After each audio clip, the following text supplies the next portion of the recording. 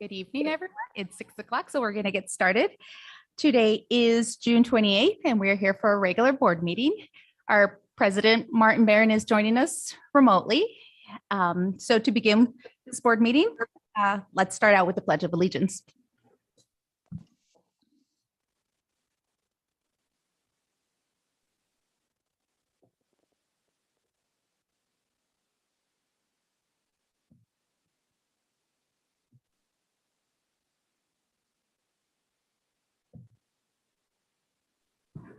Thank you. I welcome everyone to the board meeting and thank you for joining us. Doy una bienvenida a todos a esta reunión de la mesa directiva del Distrito Escolar de Wenatchee. As Martin has mentioned in the past, the meeting is conducted in English and we do have Spanish interpreting services if anybody would like to speak in Spanish and have it be interpreted into English. Si quieren hacer algún comentario de ciudadano o recibir explicaciones en español, por favor, indique su necesidad. Tenemos disponible un servicio de traducción. So we're going to dive right into the agenda. We are going to look at the consent agenda. Are there any modifications from the board, for anybody on the board that would like to add a modification to the consent agenda? Okay. In the consent agenda, we have the minutes from the June 14 regular meeting, vouchers and payroll, personnel report, contracts, second read policies, and field trips. Do I hear a motion to approve the consent agenda? Motion to approve the consent agenda. Do I hear a second? I second. Any discussion? Great. All in favor, please say aye. Aye. Aye. Motion passes. Great. All right. So next is citizens' comments. This is time where we listen with the board as well as listens to our citizens, and citizens are welcome to make a public comment. Kim, do we have any? Okay. Oh. Hi, Jack. Welcome.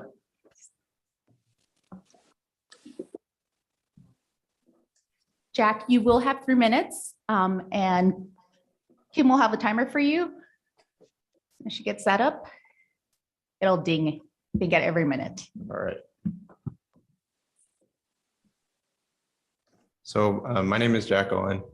I'm a graduate from Wenatchee High School 2019. And I've come to bring to your attention, or hopefully move it up the priorities of the current mental health facilities and to address the inadequacies. So to start, I just like to throw some numbers your way. So this data was collected before the COVID-19 pandemic. 36% of students 12 to 17 had persistent feelings of sadness or hopelessness. 15.1% had a major depressive episode. 4.1% had a substance use disorder. 18.8% seriously considered attempting suicide. 15.7% made a suicide plan. 8.9% attempted suicide, and 2.5% made a suicide attempt requiring medical treatment. So as someone who has struggled with mental health and who has lost a classmate to suicide, these numbers terrify me.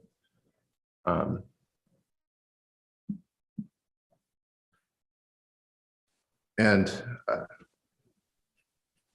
we cannot afford to lose any more students.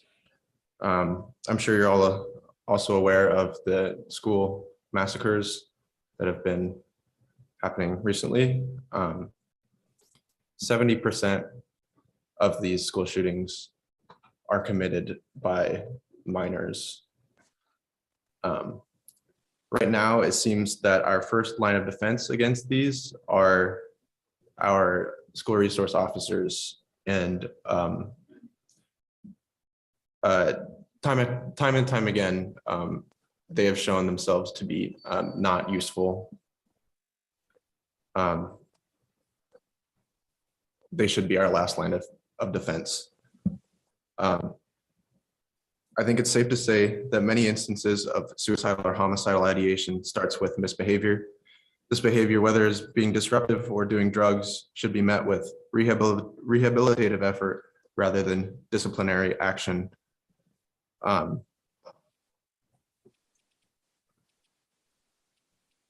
best shot at preventing homicides and suicides is to have easily accessible, regular, comprehensive, and confidential mental health counseling in our schools. We can't afford to have any sorts of barriers. These students who are struggling the most, they can't afford the current facilities. They don't have health insurance. They may not feel safe at home contacting their parents, letting them know.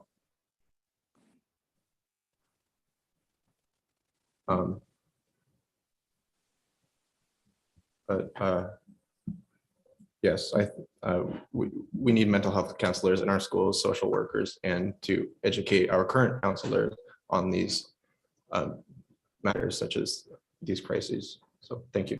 Thank you, Jack. Jack, I want to just say my condolences on the loss of your classmate, and just want to say that I hear you and I understand what you're saying, and I realize the importance, and thank you for being brave and coming to speak to us tonight. I really appreciate it.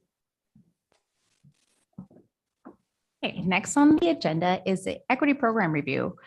First, we'll get an update from Education Northwest. Paul will share a little bit about it, but I just, as a reminder, the board did meet, had a board workshop on June 21st where we reviewed the results presented by Education Northwest, and we were able to provide feedback prior to the final draft. So, Paul. That was perfect, Maria. We have Shannon Davidson with us. She's been with us many different times to provide a brief update on where Education Northwest is with their plan and the delivery of that. Shannon, welcome. Thank you, Paul, and thank you to the board for making time for this update and conclusion, close to concluding our equity program review. So I will share my screen and just take just a few moments to let you know where we are and what to expect next. First, just wanting to start by expressing gratitude to everybody who has been involved in this process over the past 6 or 7 months. We thank, of course, the school district and the school board. We know that this is a big investment for the district, and we hope that we've produced a product that represents the balance of the multitude of voices and stories that we've been privileged to hear and learn from over the course of this project. We want to thank our Equity Review Working Group for devoting a lot of time to meeting 5 different times and doing work between meetings to ensure that we stayed on the right path. We want to thank the school board for investing in this work, for investing time and resources, for reading the lengthy report draft and spending 2.5 hours on the 21st providing feedback on the preliminary review findings. And of course, everyone who participated in this effort by sharing their insights, engaging in the dialogue. We hope that we'll be able to respond to your generosity by providing some information that will be helpful for everyone as you move into the next steps of implementing your strategic plan. So just as a reminder, there's been a strong team of researchers working hard on this project from the beginning. We wanted to ensure that our team included multilingual, multicultural individuals, and I'm grateful to this whole team for bringing their skills and professionalism and lived experience to this work.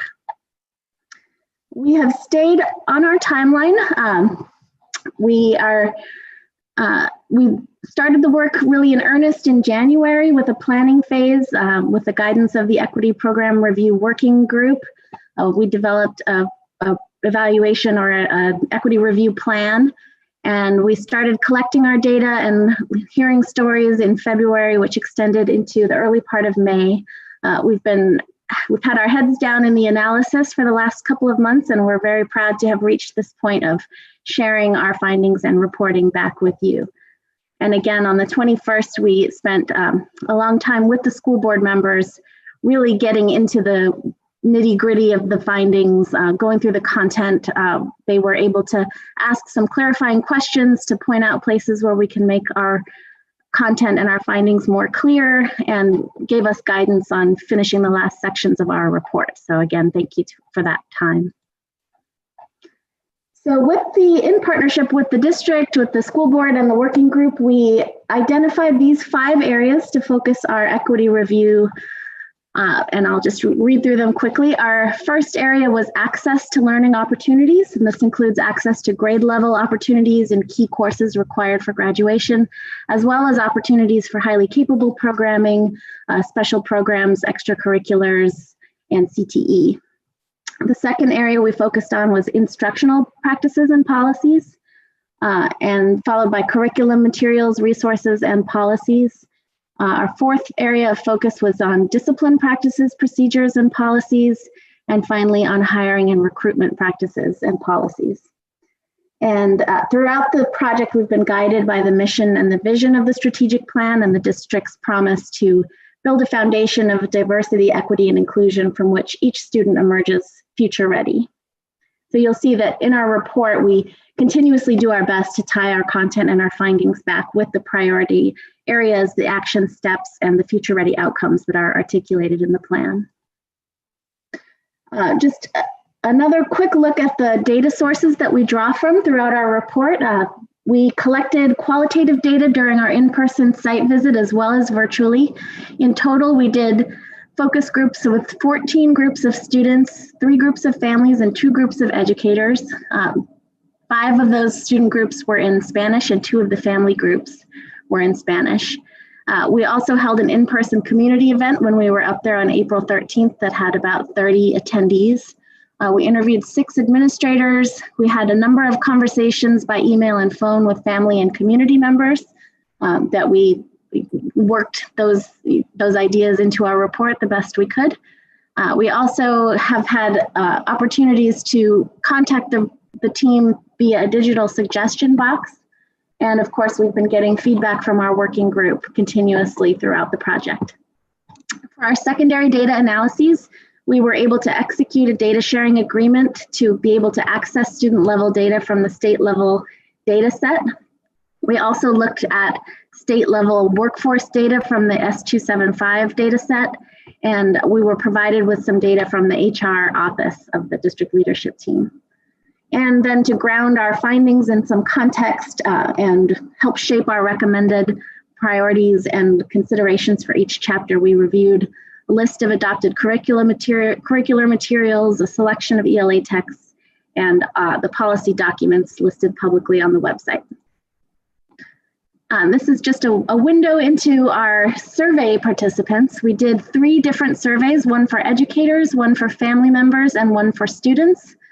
So these tables show you the number of responses that we received and a little bit about how those participants were broken down by racial and ethnic categories and also by grade level. Just as with focus groups, we did offer surveys in both Spanish and English for students and families. So the report right now is in the final stages of editing and translation. So what you can expect when we submit it will be an executive summary. It's a very lengthy report. You have just seen all the different data sources that we draw from. So we want to provide an executive summary that will give a high-level view of the findings and considerations.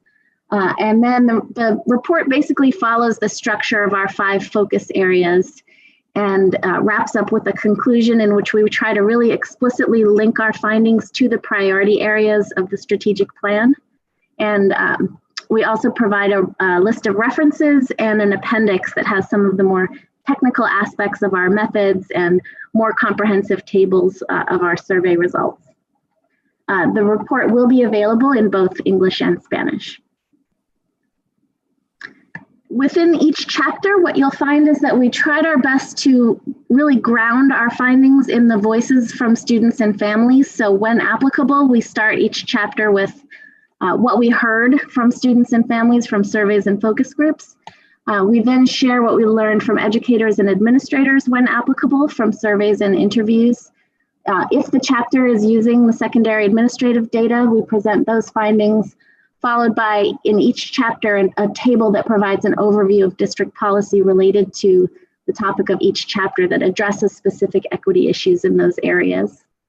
And finally, at the end of each chapter, we provide some considerations and a list of resources to help guide the next steps of what to do with this information as you move into that implementation phase.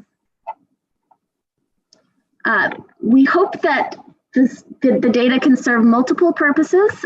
Firstly, to help the district and the school board to determine priorities for achieving equity goals more broadly. Also, more specifically, suggesting opportunities to strengthen supports and strengthen the equity lens in specific areas while implementing the strategic plan.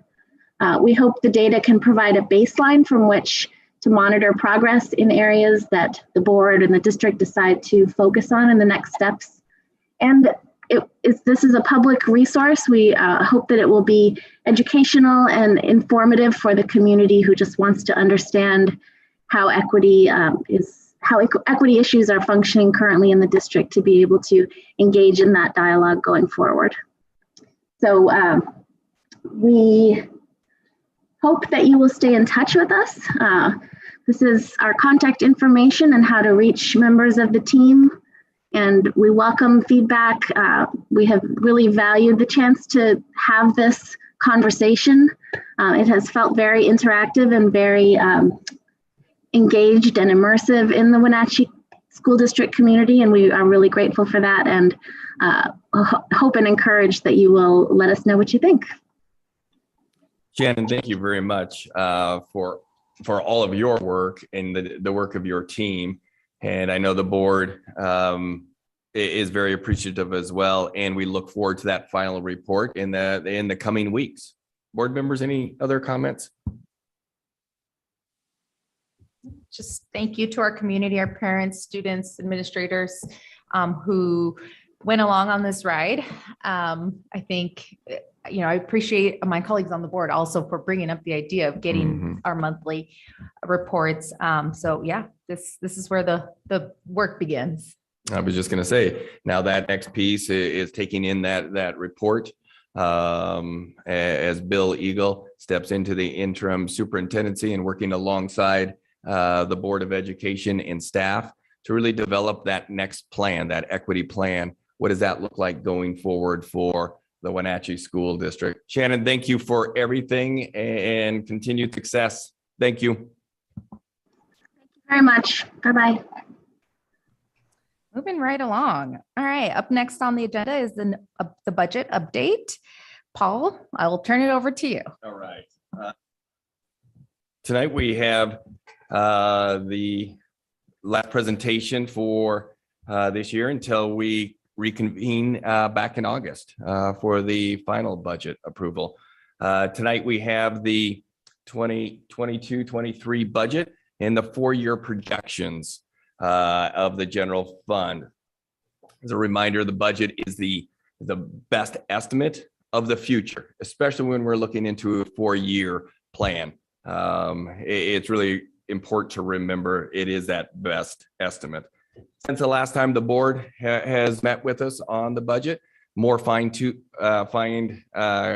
combing of the budget has occurred. So we're excited to present the budget to you.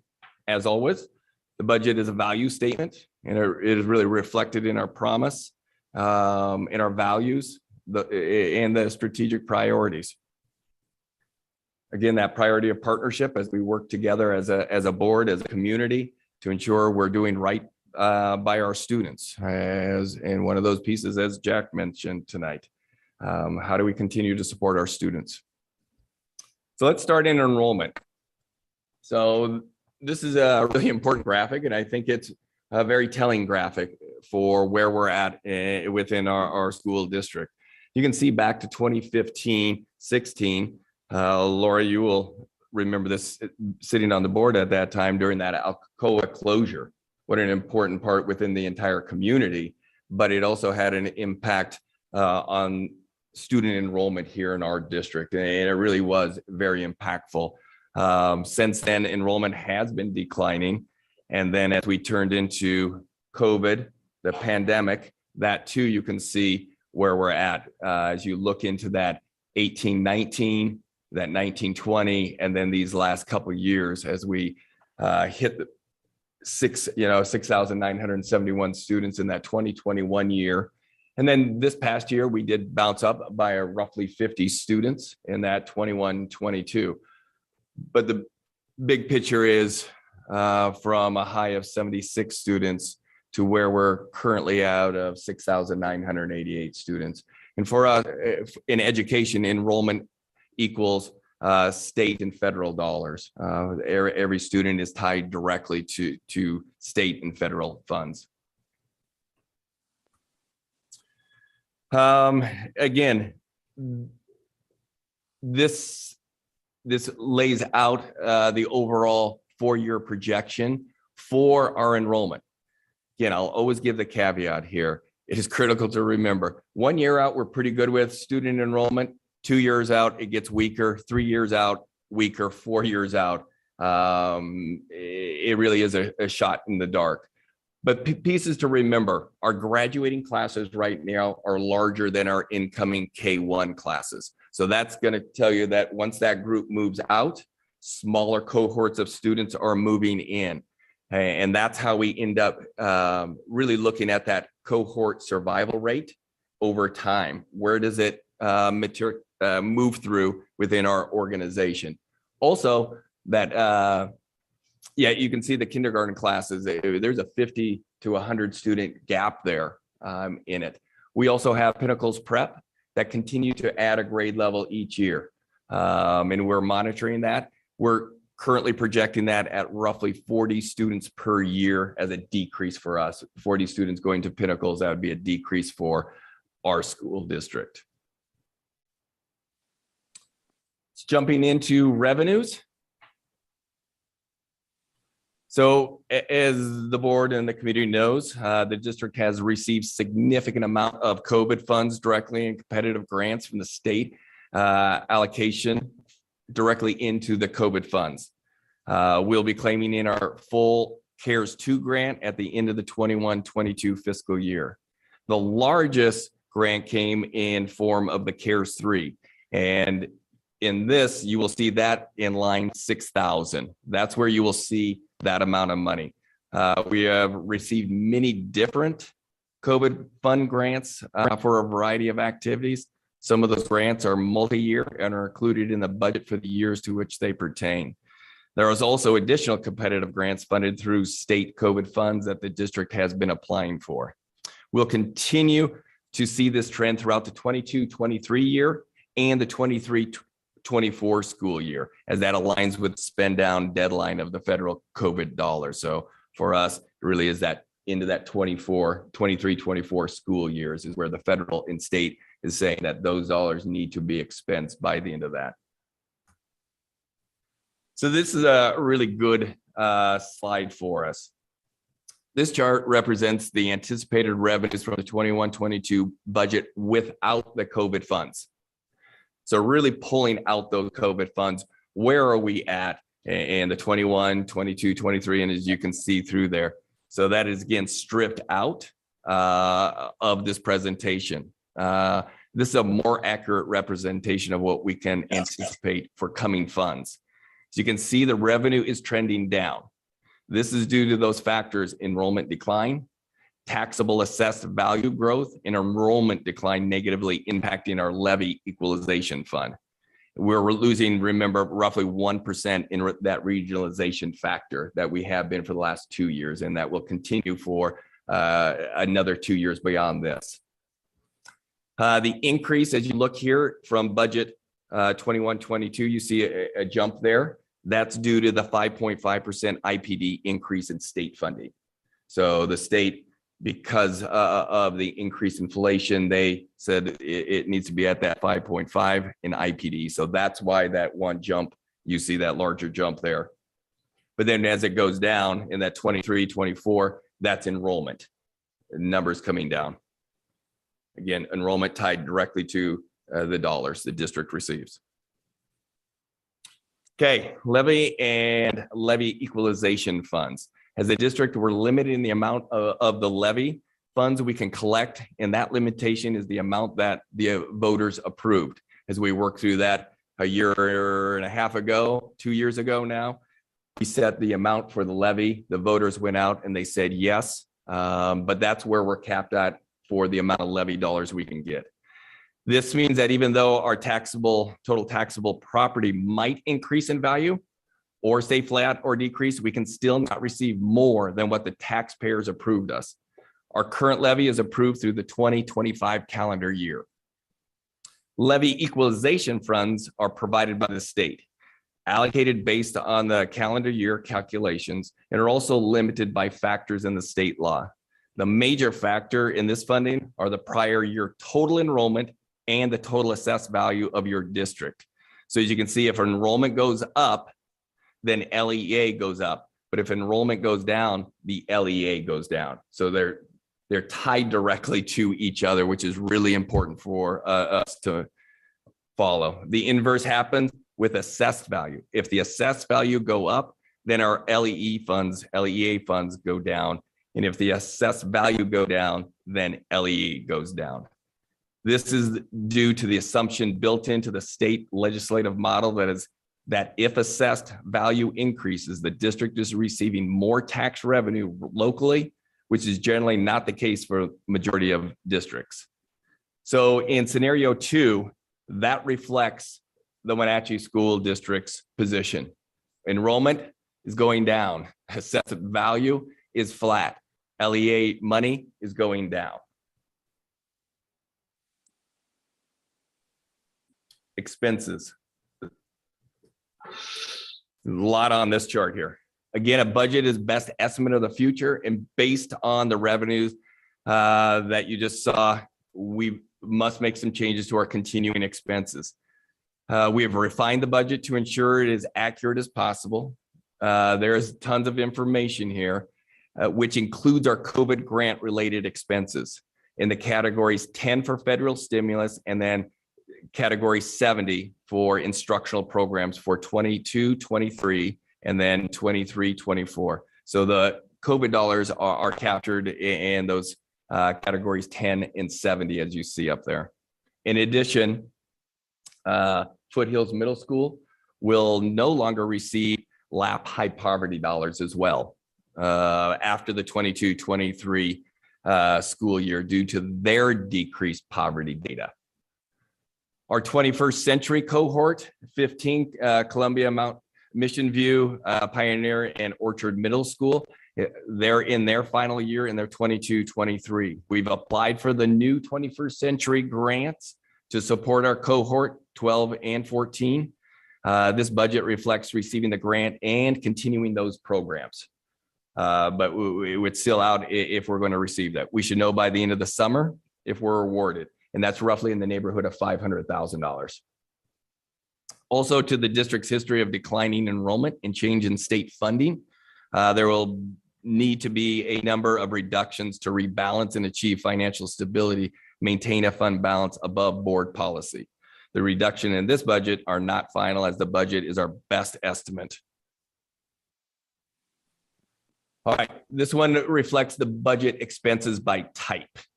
So these are to be considered as continuing expenses, essentially expenses that are going away automatically with the funding sources that are not counting COVID grants. As I said, Foothills Middle School, the LAP high poverty, the 21st century cohort 15 grants. The district spends the largest portion of funds on staffing related to expenses. You can see in there roughly 85% all goes to staffing expenditures. Again, these figures do not reflect any final plans. They're showing the amount of continuing expenses that needs to be reduced. Differences between 21-22 and 22-23 staffing costs is larger due to the 5.5 IPD applied to staffing costs in the following staffing changes from last year's budget.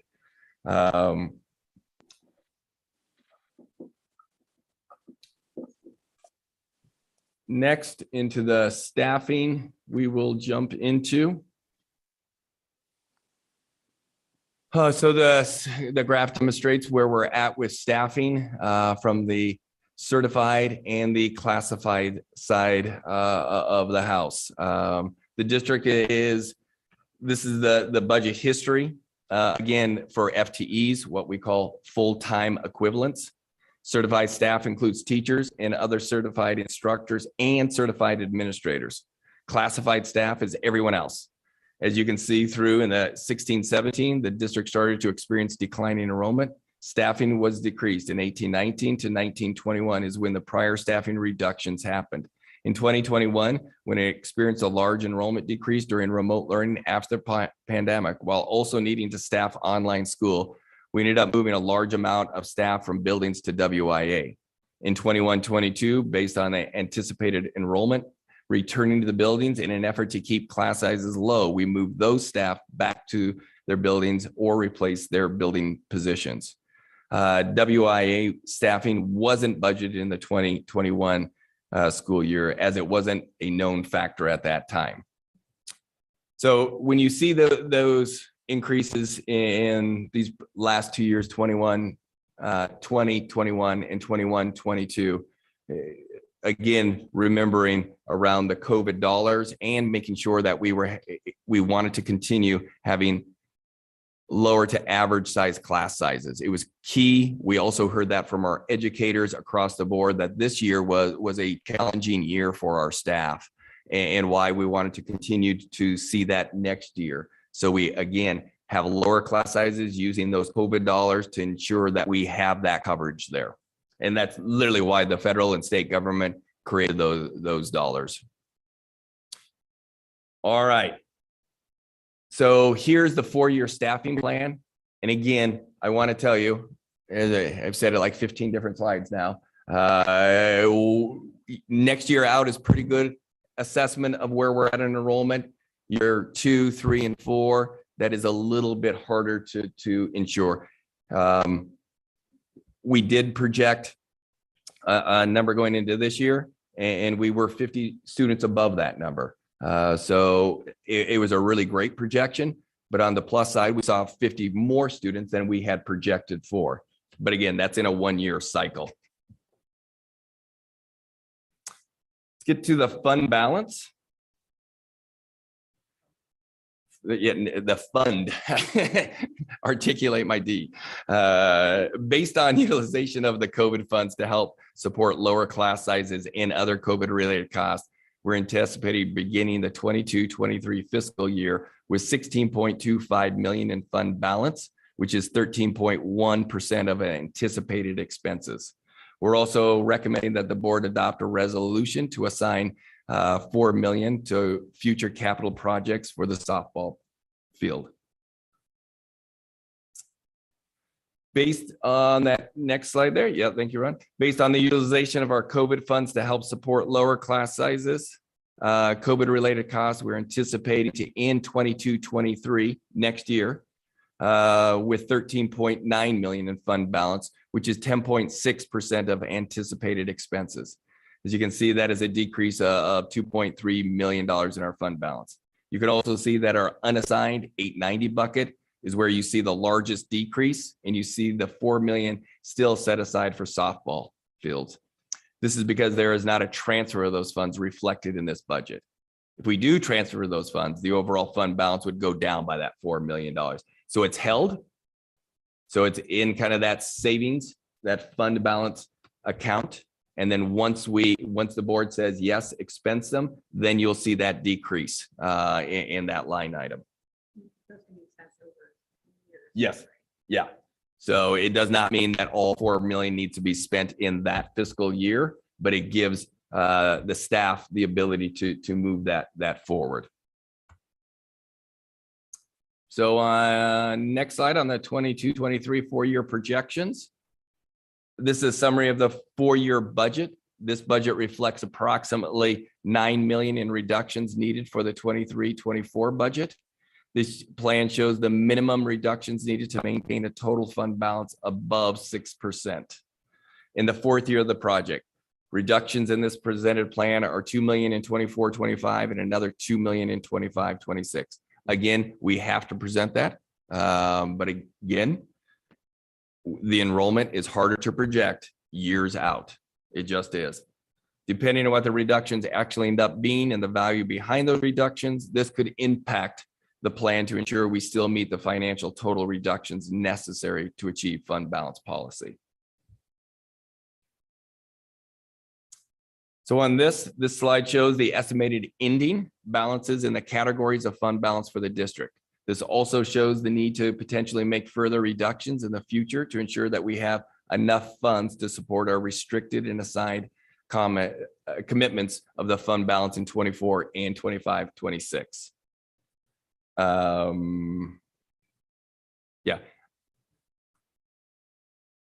Budget reduction next steps.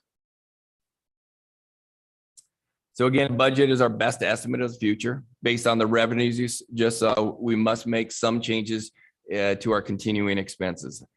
We've refined the budget to ensure it is accurate as possible. Again, due to the district's history of declining enrollment, changes in state funding, there'll be a number of reductions needed to rebalance and achieve financial stability and maintain a fund balance above the board policy, especially when those COVID dollars are removed from the overall district budget. That's where we will see those reductions being made.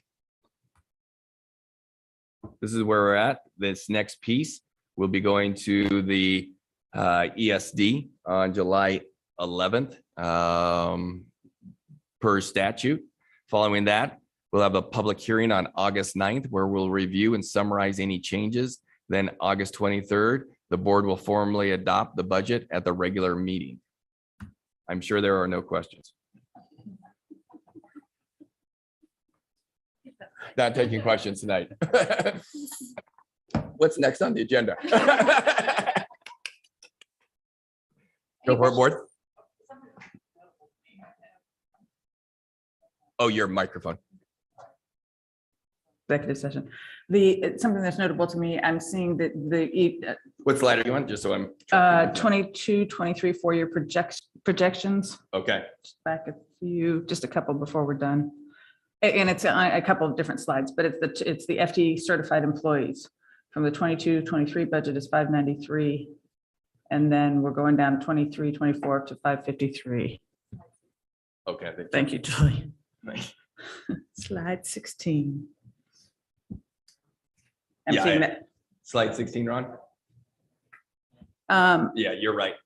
That one does show it. Yeah, I'm looking at a different one, but Okay. that's a number that I'm looking at. That seems quite notable to me. Is is that accurate? The number of positions we're going down and that's Yeah. okay.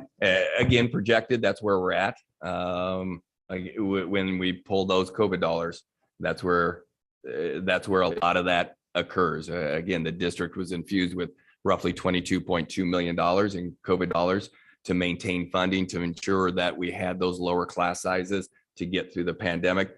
But that 22.2 ends in that year. And that's where you see those, the district having those future conversations. It is also why the cabinet team working alongside our principals also developed our funding formula. So we have a consistent way to have those conversations around class size targets. What does that look like in the future? We used it in some instances this past year, but that will be in full use as we go through it, as we look across our district. How do we best support our students while recognizing we have a decreased enrollment, decreased LEA funds coming in, and the regionalization of 1% less each year. We're one of those lucky districts that fell into that role as well. So it really is this combination of things that are coming at us. Good question. Thank you, Catherine. Martin, do you have any questions? Oh, thank you. Forgot about it. No, at this point, I think we'll absorb the numbers and look at them. Thanks. I just have one quick question on slide 12, budget expenses by program. We've got other instructional program. It's 70 is the number in front of it. And it looks like we're going down from 11 million to 4 million in 23, 24. What is included in other instructional? That's the COVID dollars, roughly $16 million in COVID dollars there. So that's where it's categorized is in that one. So thank you for highlighting that.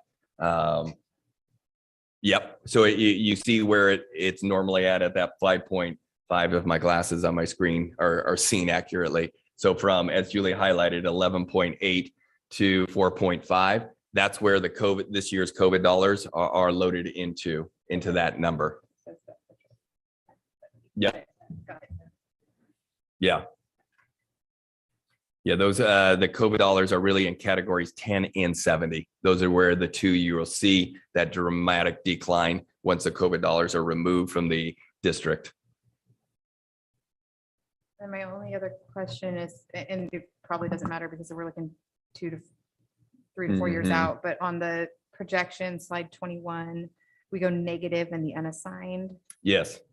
So that is to keep, let me get to slide 21. So for board members who've been here in the past, you've seen that to ensure that you keep with your 5% within the board policy. That is what it would take to maintain that $6.1 million. Yeah, you would have to have that additional piece in there, but that's been a very typical piece within a 4-year budget that the district has presented, especially in years 3 and 4, because it's so far out. And we take a very conservative approach to student enrollment numbers.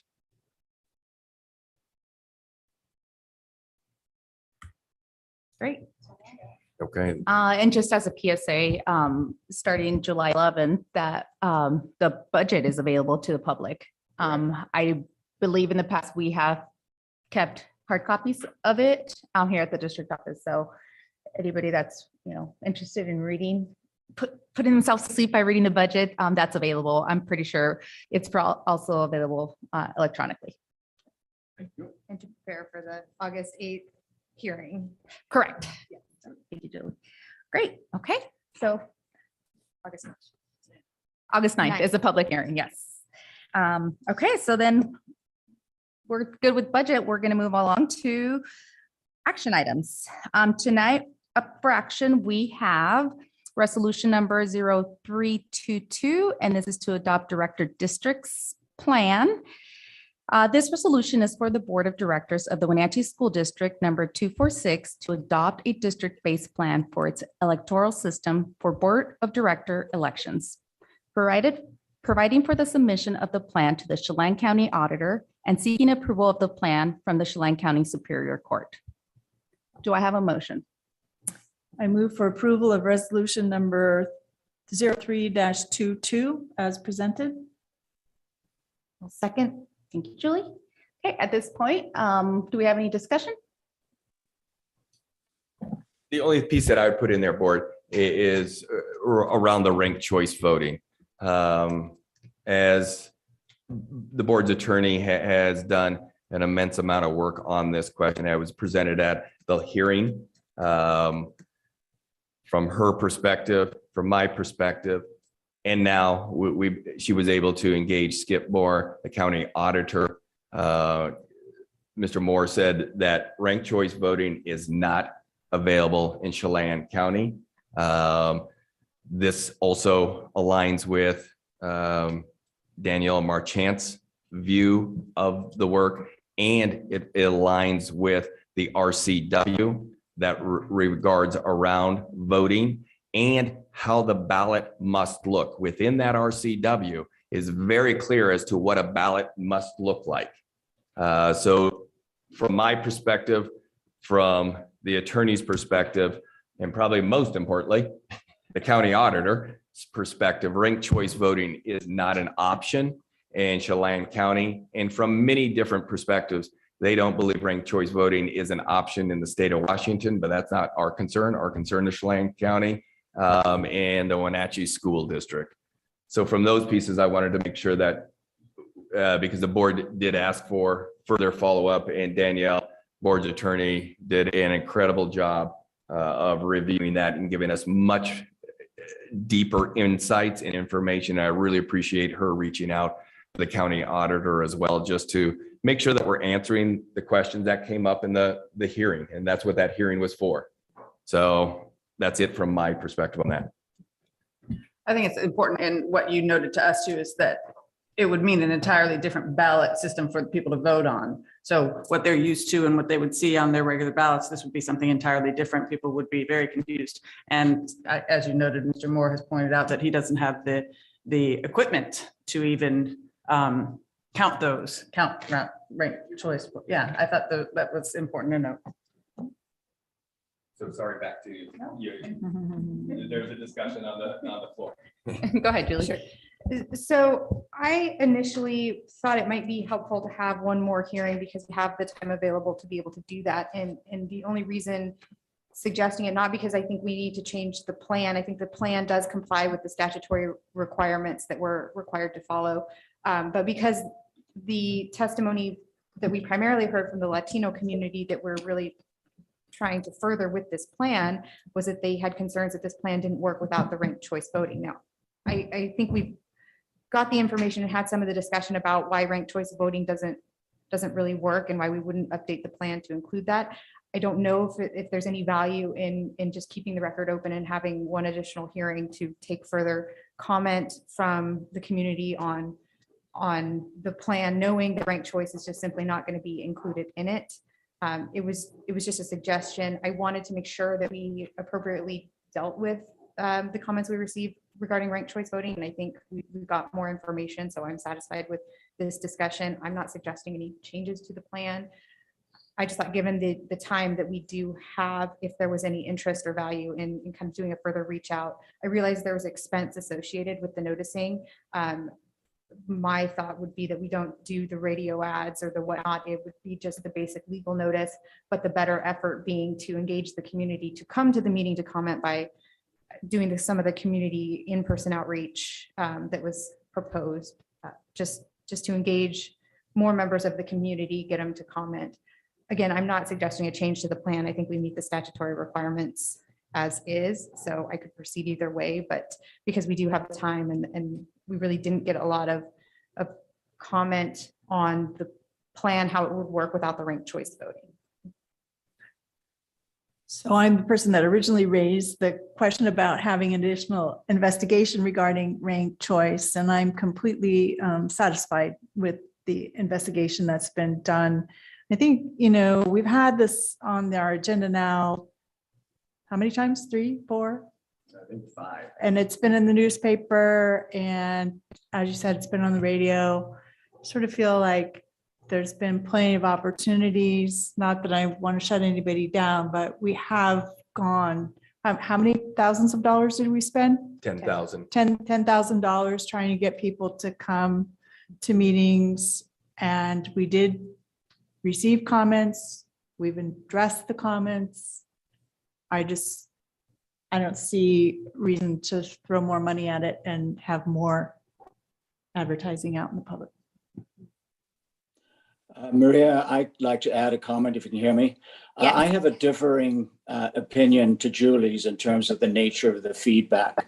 I have felt that consistently the dominant feedback from all communities has been in favor of director districts and proceeding ahead. And I do note that almost without exception, the ranked choice input came from people who were not community members. And I think we also had feedback from community members who were interested in that, who had a much more balanced view based on the legal opinion. So I actually have a differing impression from Julie. Thank you, Martin. I'm going to echo what Laura and Martin both said. I actually had a conversation with Heather Villanueva, who actually resides in Tumwater. And I think that's what Martin was referring to. Arlette resides, I believe, here in Wenatchee, but Ms. Villanueva actually resides in Tumwater, and she represents an organization. But she reached out to me, I connected with her, and my conversation with her was very good.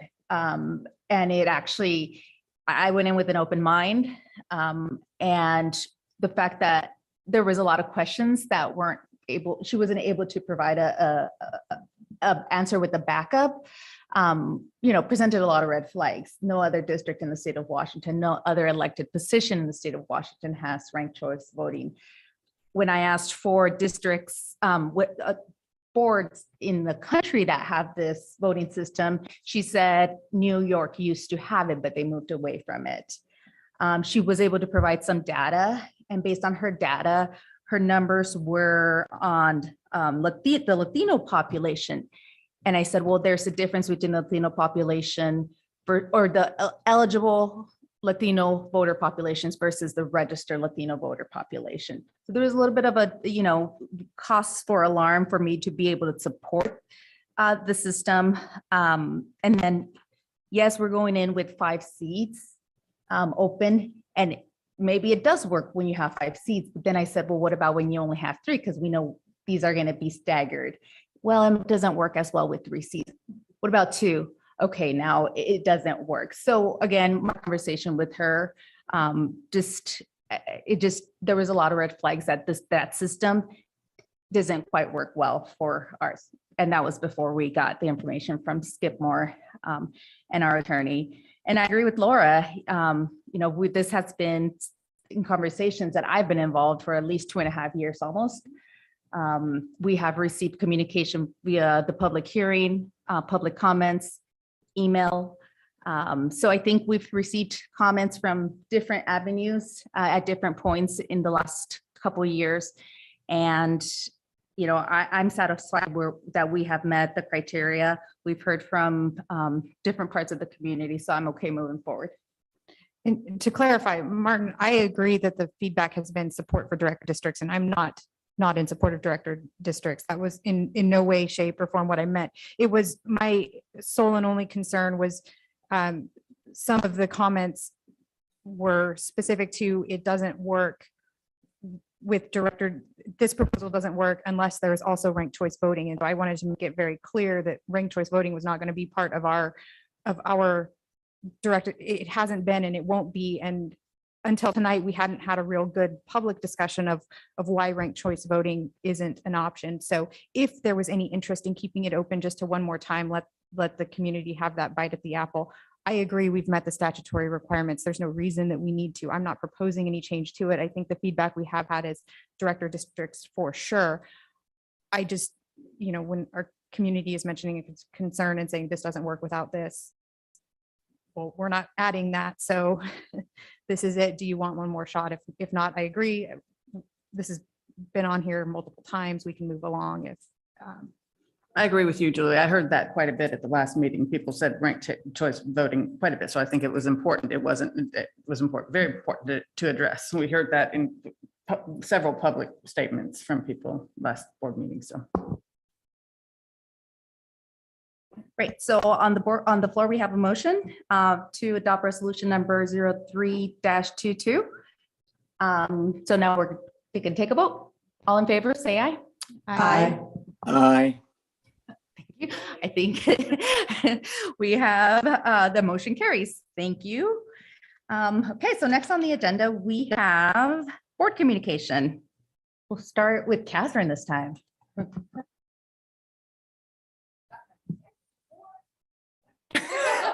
Don't encourage her. Move on, take the mic.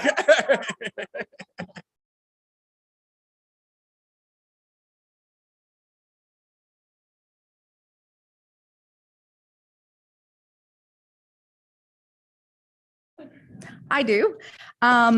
As our community and most of you guys know, today is Paul's last board meeting with the Wenatchee School District. And so I just want to thank Paul for his time and service to the Wenatchee School District. Thank you for taking the time to really listen to the needs of our community. And when I mean our community as a whole, and most importantly, our students, the voice of our students.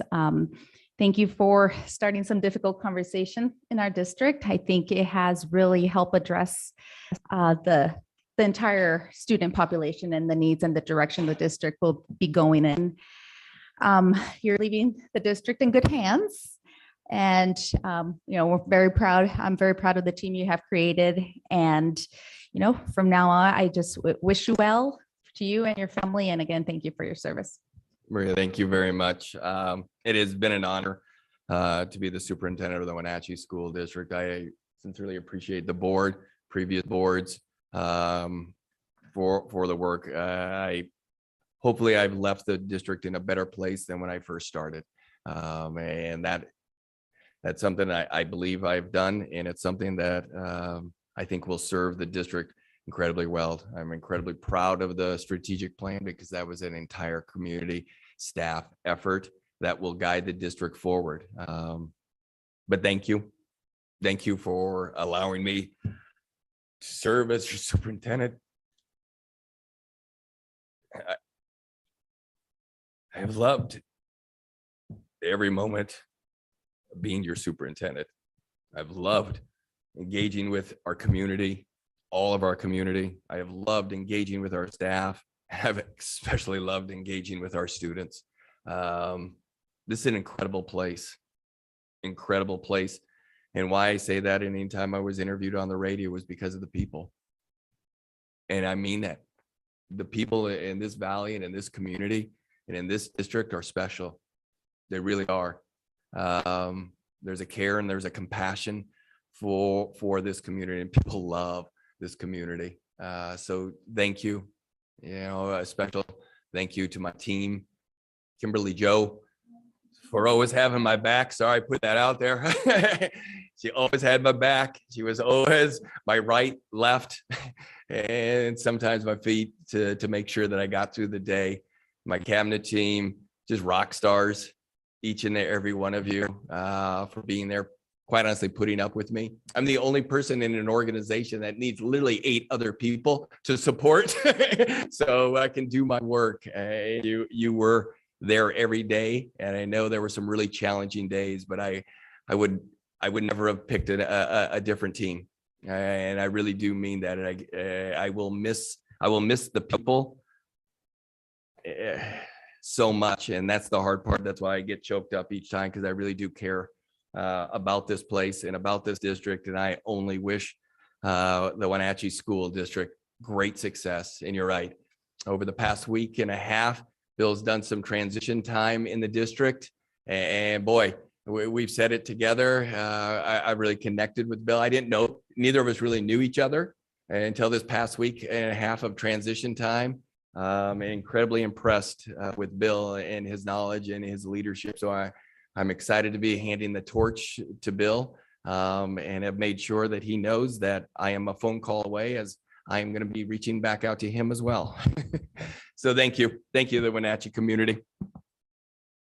Martin, I'm sorry, I skipped you. Did you have any comments?